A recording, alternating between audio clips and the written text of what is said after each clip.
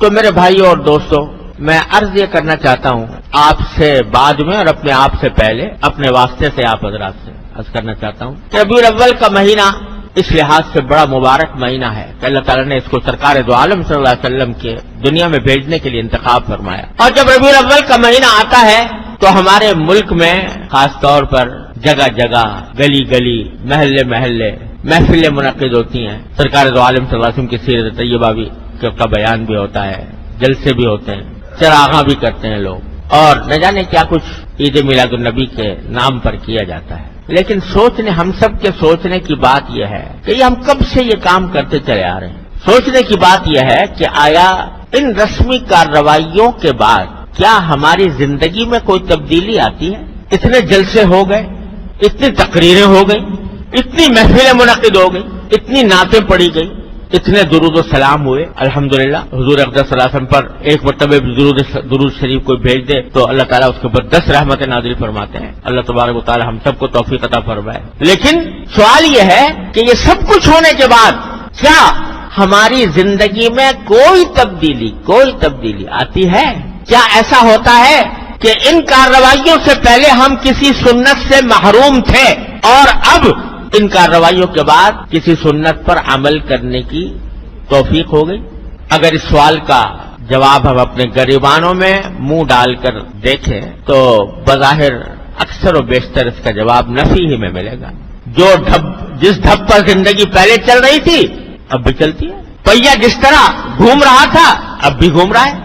پہلے اگر سرکار دو عالم صلی اللہ علیہ وسلم کی سنتوں کی اتباع کی فکر نہیں تھی اب بھی نہیں. تو بتائیے کہ آیا اس بات سے سرکار دو عالم صلی اللہ علیہ وسلم خوش ہوں گے کہ میری امت کے لوگوں نے میری تعریفیں تو بہت کر لی، لیکن کیا میں جس کام کے لیے آیا تھا اور جو پیغام میں لے کر آیا تھا، جو سنتیں میں نے وضع کی تھیں، ان کے اوپر عمل میں کیا صورتحال پیدا، اس پر عمل کی طرف دھیان نہیں، تو کیا اس سے خوشی ہوگی سرکار دو عالم صلی اللہ علیہ وسلم؟ کیا آپ دنیا میں اسے تشریف لائے تھے کہ آپ کی تعریف میں قصیدے پڑھے جائیں؟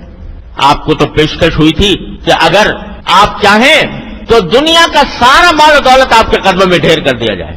اگر آپ چاہیں، سردار بننا چاہیں تو ہم سب متفقہ طور پر آپ کو سردار بنانے کے لیے تیار ہیں. اگر آپ کو حسن و جمال کی خواہش ہے تو دنیا کا منتخب حسن و جمال آپ کی خدمت میں پیش کر دیا جائے. ساری پیشکش کر دی گئی تھی، مگر آپ اپنے اس پیغام سے، اپنی اس تعلیم سے باز آ جائیں. سرکار دو عالم صلی اللہ علیہ وسلم جواب میں کیا فرمایا تھا کہ اگر میرے ایک ہاتھ میں آفتاب اور ایک ہاتھ میں مہتاب بھی دے دو گے تو میں اپنے اس دین کی اس تبلیغ سے باز نہیں آ سکتا.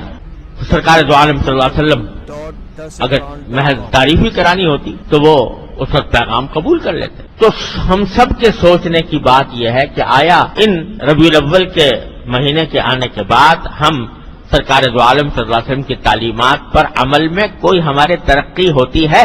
بلکہ افسوسناک بات یہ ہے کہ حضور اقدس صلی اللہ علیہ وسلم کی سیرت طیبہ کے نام پر ہم وہ کام کرتے ہیں جو سرکار دو عالم صلی اللہ علیہ وسلم نے جن کی ممانعت فرمائی، جو ناجائز قرار دیے، جو شریعت میں ناجائز.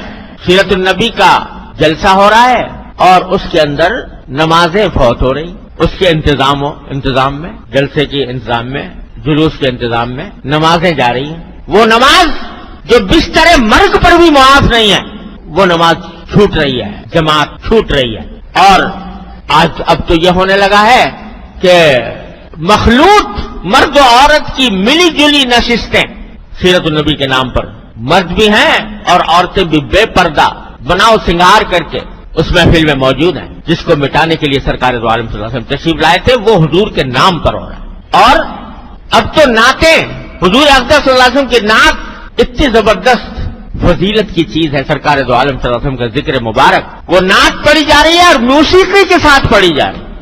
جس موسیقی کے آلات کو آپ کو یہ فرمایا آپ نے کہ میں ان کو مٹانے کے لیے آیا ہوں، وہ نعتیں ہو رہی ہیں، حضور کی بظاہر تعریف بیان ہو رہی ہے اور میوزک کے ساتھ ہو رہی ہے، موسیقی کے ساتھ ہو رہی ہے. تو بتائیے یہ سرکار دو عالم صلی اللہ علیہ وسلم کی سیرت کے ساتھ کون سا انصاف ہے؟ یہ کتنا بڑا ظلم، کتنی بڑی دھاندلی ہے کہ سرکار دو عالم صلی اللہ علیہ وسلم کی تعلیمات کو پامال کر کے کہا جائے کہ ہم سرکار دو عالم صلی اللہ علیہ وسلم کی سیرت بیان کر رہے ہیں یا آپ کی نعت بیان کر رہے ہیں. تو میرے بھائی اور دوستو، ربیع الاول کا پیغام یہ ہے کہ ان رسمی کارروائیوں میں پڑھنے کے بجائے یہ دیکھو اگر واقعی سرکار دو عالم صلی اللہ علیہ وسلم کے ساتھ محبت کا دعویٰ ہے، اگر واقعتاً سرکار دو عالم صلی اللہ علیہ وسلم کے امتی ہو تو کم از کم اس مہینے میں اتنا جائزہ لے لو کہ سرکار دو عالم صلی اللہ علیہ وسلم کی کون سی سنت پر ہم عمل کرتے ہیں اور کون سی پہ عمل نہیں کرتے،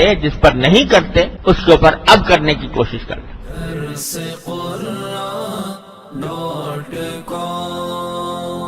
www.darsequran.com